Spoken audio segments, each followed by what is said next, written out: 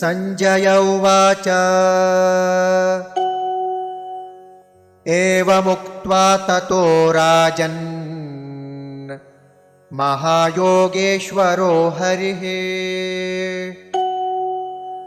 दर्शयामास पार्थाय परमं रूपमैश्वरम्। संजयः उवाच एवम् उक्त्वा ततः राजन् महायोगेश्वरः हरिः दर्शयामास पार्थाय परमं रूपम् ऐश्वरम्।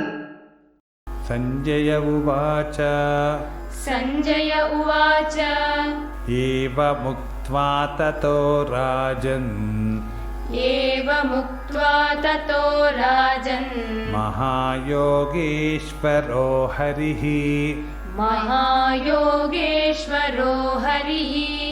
दर्शयामास पार्थाय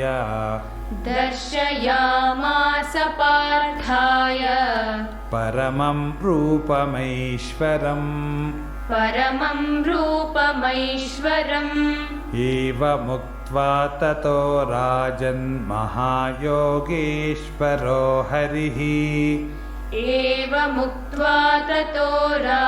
महायोगेश्वरो हरिः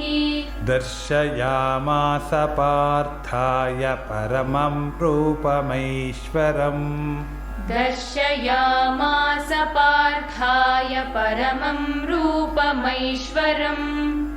एवमुक्त्वा ततो राजन् महायोगेश्वरो हरिः दर्शयामास पार्थाय परमं रूपमैश्वरम्। एवमुक्त्वा ततो राजन् महायोगेश्वरो हरिः दर्शयामास पार्थाय परमं रूपमैश्वरम्।